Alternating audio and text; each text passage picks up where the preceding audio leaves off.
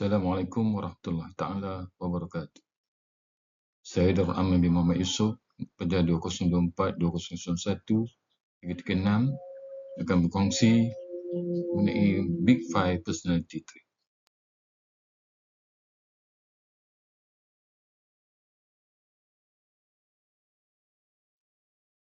Seperti yang diketahui, pelopor teori Big Five Personality Trait iaitu 5 besar kepribadian adalah beberapa psikolog yang memberikan sumbangan dalam pengembangan model ini. Beberapa tokoh utama meliputi Gordon Allport, pada tahun 1936, salah seorang psikolog pertama yang mengidentifikasikan daftar panjang sifat kepribadian.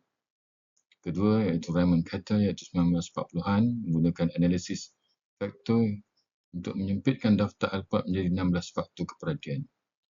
Pada tahun 1949, Donald Fiske mengusulkan 5 dimensi utama kepribadian. Pada tahun 1960, Ernest Tuft dan juga Raymond Crystal mengembangkan dan memperkuatkan model 5 faktor. Seterusnya pada tahun 1991, mempopularkan istilah Big Five oleh Louis Goldberg pada tahun 1991. Seterusnya pada tahun Paul Costa dan Robert McCarry 1990-90-an mengembangkan dan memvalidasikan model Big Five secara luas dalam penelitian psikolog.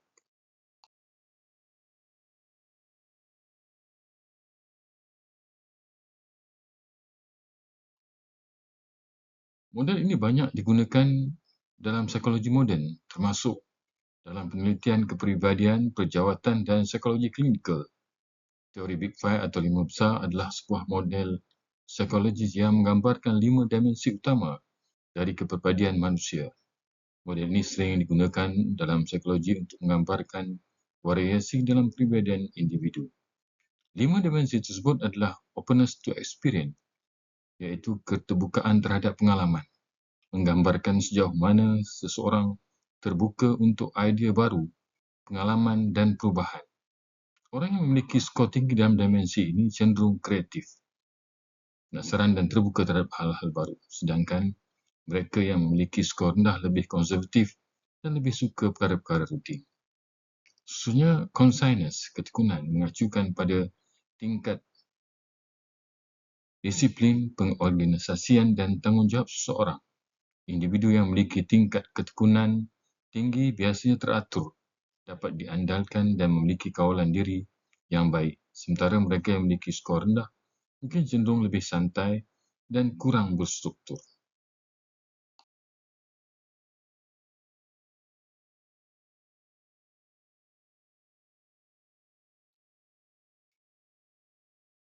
Manakala extraversion iaitu ekstraversi mengukur sejauh mana seseorang merasa nyaman dalam interaksi sosial. Orang dengan skor tinggi pada ekstraversi cenderung lebih berenergi, suka bergaul, lebih ekspresif dalam suasana sosial, sementara orang yang skor rendah lebih introvert, tenang dan menikmati waktu sendiri. Agreeableness iaitu sikap saling menghargai berkaitan dengan beberapa mudah seseorang untuk bergaul dengan orang lain, baik hati, empatik dan kooperatif. Orang dengan skor tinggi cenderung ramah dan suka membantu, sementara mereka yang memiliki skor rendah mungkin lebih kompetitif dan lebih cenderung berkonflik. Seterusnya, neutrism iaitu neutisme mengukur sejauh mana seseorang mengalami emosi negatif, seperti kecemasan, kesedihan atau kemarahan. Individu dengan skor tinggi pada neutisme cenderung lebih rentan terhadap stres dan emosi negatif, sedangkan mereka dengan skor rendah lebih stabil secara emosi dan lebih tenang. Model Big Five ini telah diuji secara luas dan dianggap sebagai satu teori yang paling diterima dalam psikologi kepribadian, yang dapat menggambarkan kepribadian dengan cukup komprehensif dan konsisten.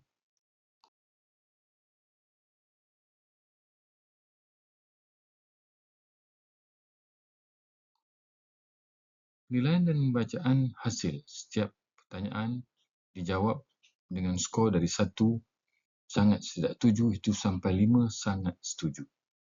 Dalam ujian ini, skor untuk setiap dimensi dihitung dengan menjumlahkan nilai dari pertanyaan yang relevan. Kemudian melihat bagaimana hasilnya dibanding dengan rentang skor yang ada. Skor tinggi menunjukkan kecenderungan kuat terhadap dimensi tersebut, sedangkan skor rendah menunjukkan kebalikannya.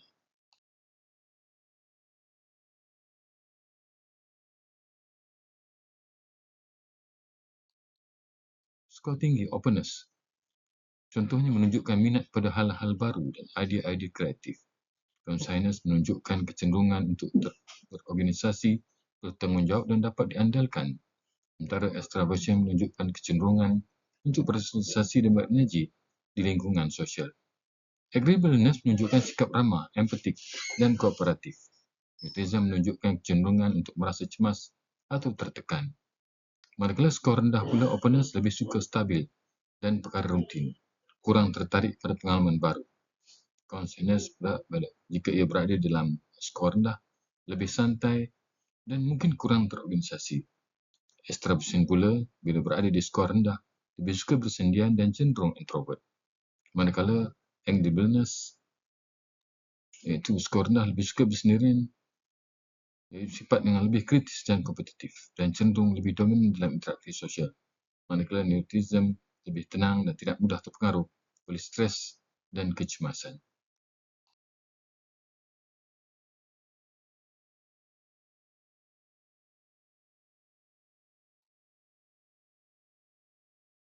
Ini contoh kertas jawapan. Berikutnya adalah format kertas jawapan yang dapat digunakan untuk menjawab soal-soal ujian Big Five yang telah saya berikan sebelumnya. Dalam keadaan jawapan di sini dengan memilihkan skor yang sesuai berdasarkan skala Likert. Untuk setiap pernyataan, pilih angka yang sesuai dengan tingkat kesepakatan terhadap pernyataan tersebut. Gunakan skala berikut untuk memilih jawapan. Jika 1 bermakna sangat tidak setuju, 2 tidak setuju, 3 neutral, 4 setuju dan 5 sangat setuju.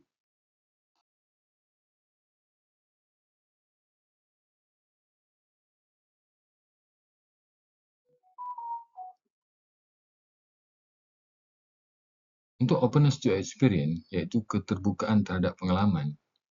Contoh soalan ialah saya suka mencuba hal-hal baru yang belum pernah saya lakukan sebelumnya. Sangat tertarik pada hal yang tidak ataupun elektrik.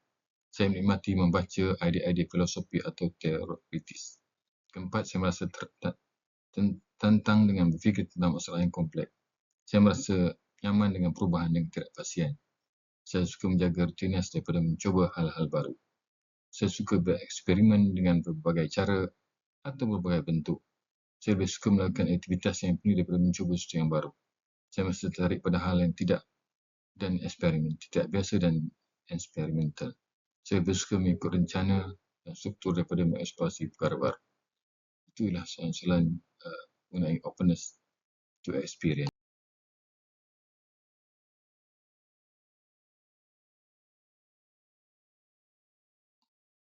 Mana-mana conscience pula ketekunan, saya sering mempersiapkan segala hal dengan cara yang terorganisasi.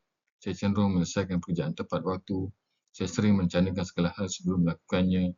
Saya cenderung terlambat atau terlupa dengan tugas saya. Saya lebih suka bekerja keras daripada hanya bersantai. Saya cenderung melakukan hal-hal dengan sangat teliti dan hati-hati. Saya sering mengabaikan detail-detail kecil dalam pekerjaan. Saya suka bertindak secara spontan daripada merencanakan dengan segala sesuatu dahulu. Saya sepuas telah menyelesaikan tugas dengan baik. Saya memastikan tidak teratur dalam waktu dan pekerjaan saya.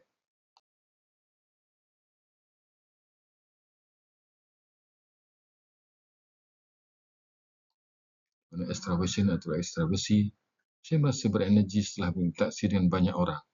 Saya lebih suka bergaul dengan orang banyak daripada berada di tempat yang sepi. Saya merasa nyaman berbicara di depan banyak orang. Saya sering menjadi pusat perhatian di suatu acara sosial. Saya merasa lebih hidup dan energi ketika berada di keramaian. Saya lebih suka menghabiskan waktu sendirian daripada dalam keramaian.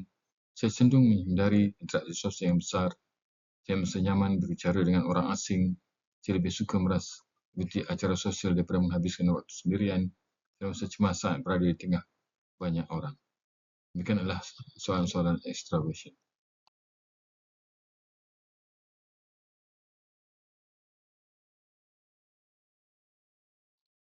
Seterusnya, agreeableness, itu sikap saling menghargai. Saya cenderung membantu orang lain meskipun mengorbankan waktu saya. Saya berusaha menjaga hubungan yang baik dengan orang lain. Saya sering merasa terganggu jika orang tidak setuju dengan saya. Saya cenderung lebih sabar dan menghindari konflik. Saya merasa lebih mudah untuk bersama dengan orang lain. Saya cenderung berusaha menghindari konflik, bahkan jika saya tidak setuju dengan orang lain. Saya mudah marah ketika orang tidak melakukan saya dengan adil. Saya rasa lebih baik saat menyelesaikan masalah bersama orang lain daripada sendiri. Saya lebih berkompromi atau daripada berdebat atau bersaing. Saya sering mengutamakan perasaan orang lain daripada kepentingan saya sendiri.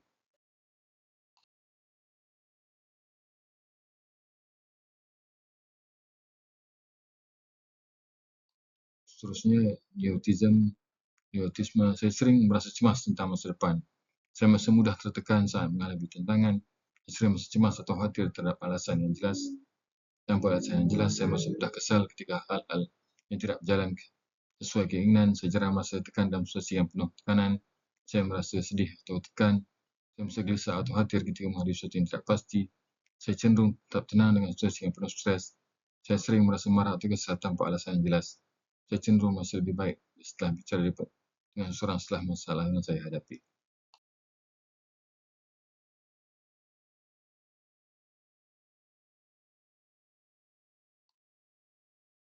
Instruksi hasil pembacaan hasil. Setelah mengisi semua jawapan, total skor untuk setiap dimensi dihitung dengan menjumlahkan angka yang dipilih untuk pertanyaan-pertanyaan yang relevan. Skor tinggi pada dimensi tertentu, misalnya banyak jawapan di angka 4 atau 5, untuk extraversion menunjukkan kamu cenderung memiliki sifat yang kuat pada dimensi itu. Skor rendah, misalnya banyak jawapan di angka 1 atau 2, menunjukkan bahawa kamu kurang menunjukkan karakteristik pada dimensi tersebut.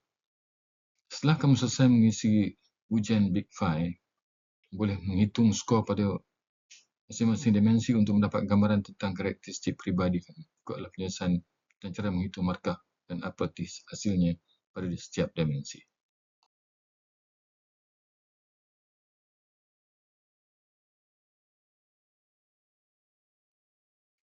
Langkah-langkah penelitian skor. Identifikasi dimensi untuk setiap soalan.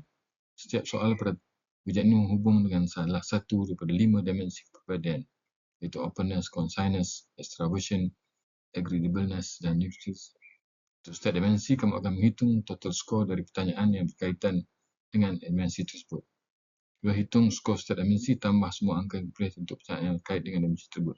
Misalnya, untuk dimensi extraversion, jika kamu menjawab pertanyaan 21 hingga 10, jumlah skor dari semua pertanyaan tersebut. Skala skor yang digunakan adalah daripada 1 sangat setuju hingga 5 sangat tidak setuju hingga 5 sangat setuju. Skor tinggi menunjukkan kecenderungan yang kuat terhadap karakteristik yang ditanyakan. Skor rendah menunjukkan kecenderungan sebalik, misalnya lebih introvert daripada extrovert.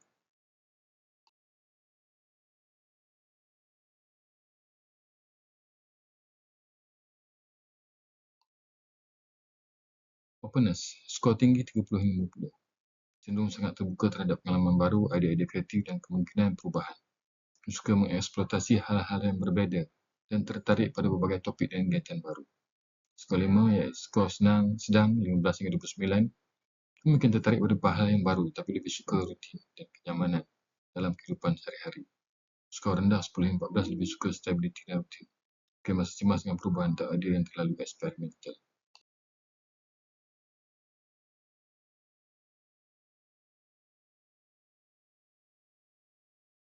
Conciseness, skor tinggi sangat terorganisasi, bertanggungjawab dan fokus pada tujuan. Cenderung merencanakan sesuatu yang baik dan selalu berusaha menyelesaikan tugas dengan teliti. Skor sedang 15-9 dan berusaha mencapai tujuan, meskipun terkadang mungkin lebih santai dalam peningkatan sendiri. Skor 40, skor rendah 10 hingga 14, mungkin tidak terlalu terorganisasi, cenderung santai atau memiliki kesulitan dalam merencanakan dan menyelesaikan tugas tepat waktu.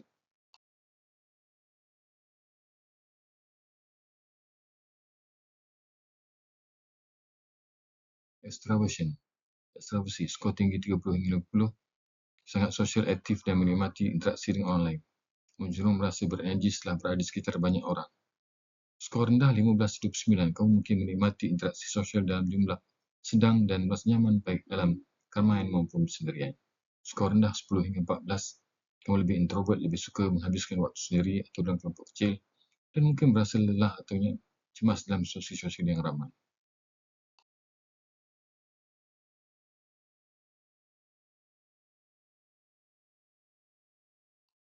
Agreeableness, saling menghargai. Skor tinggi 50, sangat kooperatif, empatik dan berusaha menjaga hubungan baik dengan orang lain. Kamu cenderung mendahulukan pihak lain daripada diri sendiri. Skor rendah 15, sedang 15 hingga 29, kamu cukup kooperatif, tetapi terkadang boleh lebih fokus pada pendapat atau kepentingan pribadi. Skor rendah 10 hingga 40, kamu lebih kritis, bersaing, dan kadang kurang sabar dengan orang lain. Kamu mungkin lebih cenderung untuk berdiri pada prinsipmu sendiri dan lebih selektif dalam membantu orang lain.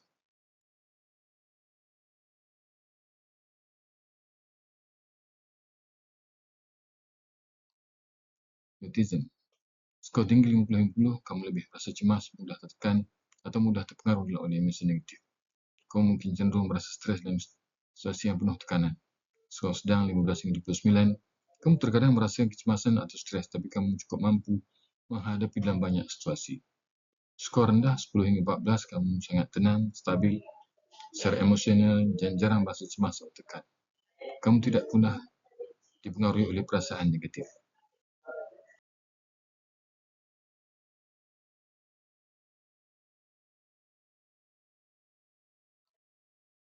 Kesimpulan dari hasil skor tinggi pada dimensi tertentu menunjukkan karakteristik kuat yang sesuai dengan dimensi tersebut. Misalnya, skor tinggi pada extraversion berarti kamu sangat extrovert, sementara skor tinggi pada neuroticism menunjukkan bahawa kamu mungkin lebih rentan terhadap stres atau kecemasan. Skor rendah pada dimensi tertentu menunjukkan kecenderungan sebaliknya. Skor rendah pada extraversion mungkin berarti kamu lebih introvert, sementara skor rendah pada neuroticism menunjukkan bahawa kamu lebih stabil secara emosional.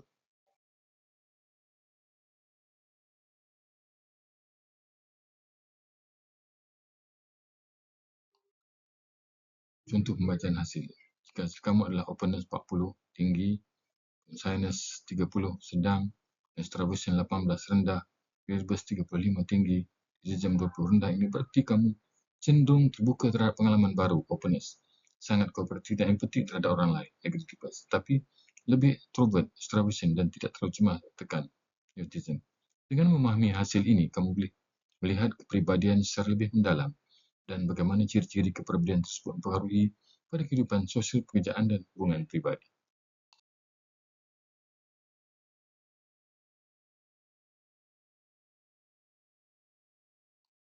Sekian, terima kasih.